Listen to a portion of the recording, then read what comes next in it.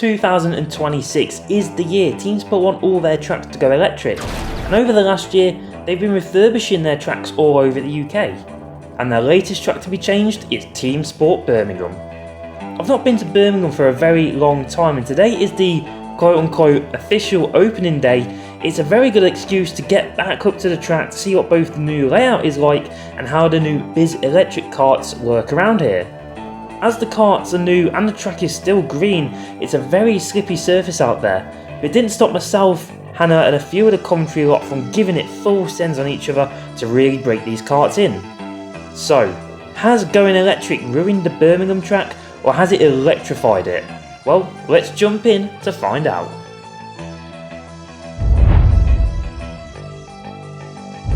Hello YouTube, and welcome back to another video where we're here at a very quiet Birmingham. So, as I said in the intro, Birmingham has now changed to electric karts. They've been refurbished partly at the minute. It's quite under construction, as you'll see. So yeah, they're going through a two-stage refurb. So at the minute they've opened up the new track. They've not done any entertainment side of things, so we're just here basically to review the track anyway. So yeah, so we're in Bikc electric karts. They've changed the layout slightly. If you just see over here, they've shortened out that corner just there at the down ramp, and they've also, I want to say shortened out. They've obviously just not made it as much as a death trap. That corner looks like a death trap there though. But going into that chicane underneath the ramp, it's not going to be as much of a death chicane. So here to see what it's like, here to test the karts out obviously. And yeah, let's jump in and let's get to the live review. Yep. According to Ellis, you cannot take it flat out with a boost button.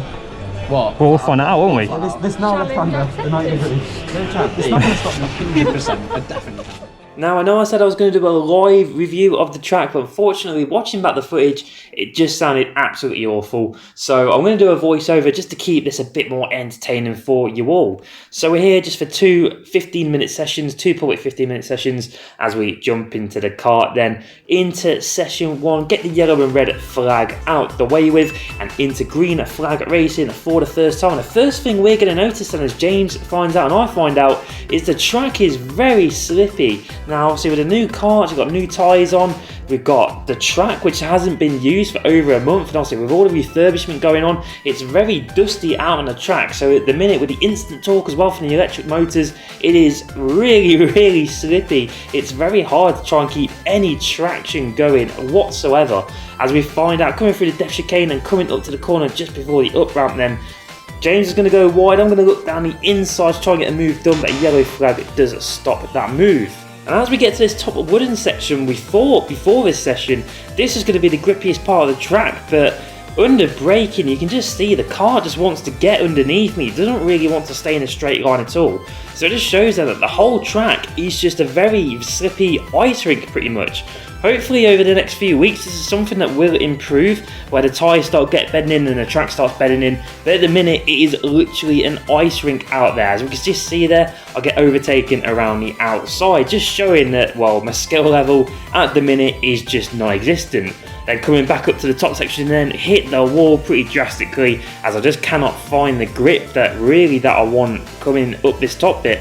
As we go through the double hairpins, once again, just not finding any grip at all coming down the ramp. Cameron on the inside then gets the overtake done, and once again another overtake to add on to the overtaking counter. So skipping forward a couple of laps, then Cameron then goes a bit wide, so we do actually get back past him. I see James trying to overtake Ellis there ahead, but it doesn't quite work out as he loses another position as well. So we're going to try it on James here, use the boost button, but James uses the boost button at the same time. So you can tell then here that the karts at the minute do seem pretty equal, and no one's quite going flat through that corner yet. But we will find out later on that we can definitely go around there flat. But coming up then to the up ramp, Cameron just gives us a bit of a nudge from behind and apologises, but he does eventually get through. There's a bit of a training forming, and we've got Elliot down on the right hand side coming to play, but because I'm on the outside bit, I just absolutely find no grip once again, and once again find myself into the wall. As we try switch back an Elliot, but at this double hairpin, it's not quite going to work, so we're just going to have to concede that position for now.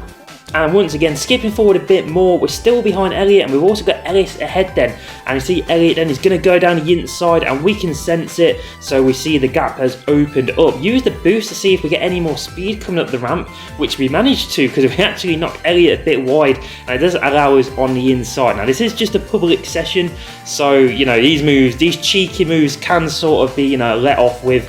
If it was a race, it would be very naughty to do that, but because it isn't technically a race, you know, we are going to allow it. But once again, find the wall. I don't know how many times now we found the wall, but Elliot then trying to get himself through, as we do find ourselves in a little battle. So coming side by side then down the ramp, because I'm on the inside, the car gets thrown out wide, and once again side by side coming into the next corner, park it on the apex pretty naughtily, and we do manage to keep that position for now. But coming through these long sweeping corners then, we've got no boost down this back straight, so we're going to hope that we can sort of keep position. Look behind us and we can see Elliot there. We do finally get the boost button, and we actually managed to take that corner flat then, so it is proven that you can take that corner flat. Coming to the up ramp, we are just going to go wide because it's really slippery there, don't expect it. Elliot finds his way past. I try and boost my way up the ramp, but unfortunately it's just not enough to get the position back, and I am just going to have to concede that position. Elliot's much quicker around here anyway, so it is eventually going to happen as Cameron and gives us a right shunt from behind. It's practically saying for me that I do need to brake later there then, because Cameron was the quickest all night pretty much in these first two sessions. But we do skip forward a little bit then. Cameron's going to find himself on the inside and get the move done. Going to give him a little tap then coming out of it. James on the left hand side then waiting for us all as we come back to the up ramp. At least now Cameron's in front, I can sort of see the lines that he's taking, so I can try and improve my lines for the second session. But as he does that, the checkered flag does come out, but we can actually get a live reaction of what I think of the karts and track in the kart. Yeah, interesting. It's definitely, there's no grip, I can tell you that now. It's a lot more fun, to be fair, to try and control the kart. There's certainly a much more skill element to this over, well, over the petrol ones. But yeah, see what time we get. Not really expecting anything major. Yeah, like I said, we didn't get a great time at all, but we still have got one more session to try and improve that time. So let's get to session 2. But before we get to the second session, I noticed on the last video with the community race, a lot of you that watched the video aren't actually subscribed. So if you're watching this and not subscribed, please give us a subscribe. It's completely free and definitely helps out the channel. So let's see if we can improve our time in session 2.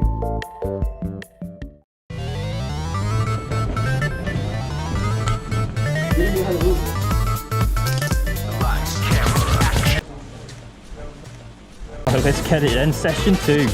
What is this then? Well, hey, straight into it. Get these tyres warm. All that.